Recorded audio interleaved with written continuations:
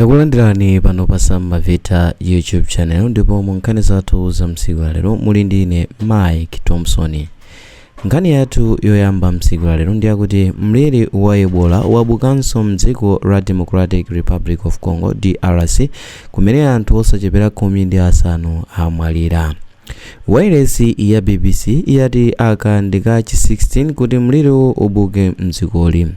Malingana ndi unduna wa zaumoyo mdzikoli, mliriwo wakhazikika mdera lotchedwa Kasai kumene anthu 28 akuwakayikira kuti ali ndi nthendayi.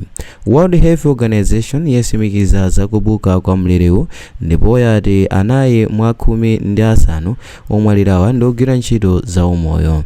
Bungweli lati pali kuthekera kwakuti chiwerengero cha odwala ndi omwalira chikwera chifukwa anthu akupasiranabe nthendayi. Komabe ilo lati likuchita chilichonse chothandiza kuti nthendayi isapitirire kufala. Mliriwu unabuka komaliza ku DRC zaka zitatu zapitazo ndipo unatenga miyoyo ya anthu 6. Nthendayi inavuta kwambiri kuyambira mchaka cha 2018 mpaka chaka cha 2020 pamene inatenga miyoyo ya anthu oposa 2000. Anthu oyamba kudwala nthendayi anapezeka mchaka cha 1976 pafupi ndi mtsinje wotchedwa Ebola ku DRC. Ndipo nkhani yathu yachiwiri ndi yakuti bwalo la milandu la Supreme Court of Appeal lati lizayambanso kumva mlandu wa munthu odziwika bwino pa nkhani za malonda a Mpinganjira pa 18 Novemba. Bwaloli likumva mlandu wa Mpinganjira umene akuwayimba mlandu okhuza kupereka ziphuphu kwa majaji pa nkhani ya zisankho za 2019. Ndipo mu 2021 Mpinganjira anapezeka olakwa pa nkhani ya kupereka ziphuphu kwa oweruza milandu pamene kunali nkhani ya kubwerezedwanso kwa zisankho.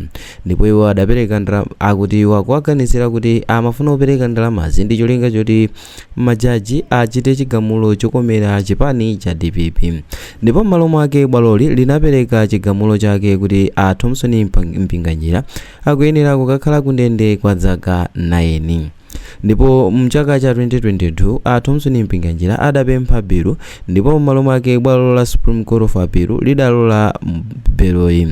Ndipo apa lati mlandu uyeneranso kubwerera pa bwalo la milandu pa 18 Novemba chaka chomwe chino. Ndipo nkhani ina yotsatira ndi yakuti atupere mludzi wasusa zotsatira za kafukufuku wa chisankho yomwe bungwe la IPOR latulusa.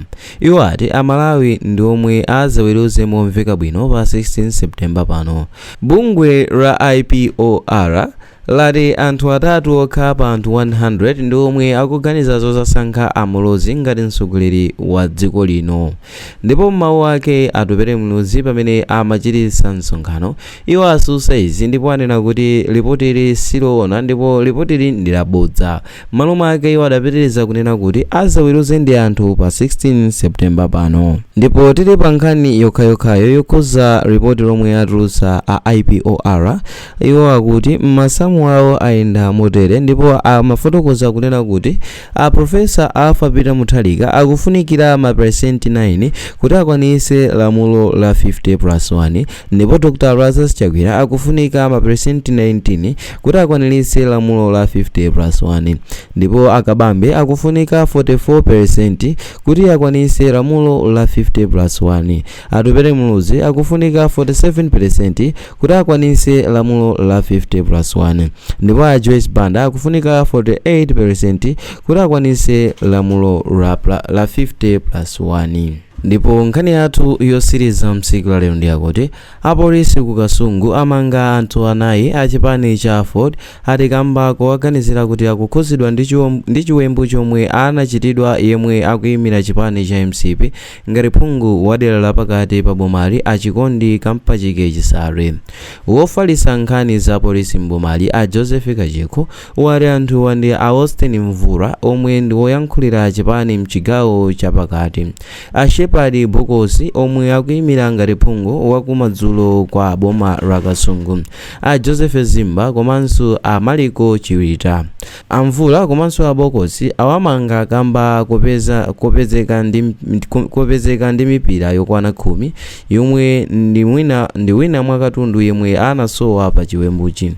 azimba komanso achirita anapezeka ndi lamya ya m'manja ya chisale komanso ndalama yokwana 1.8 million zomwe zinasowa pa tsikuli.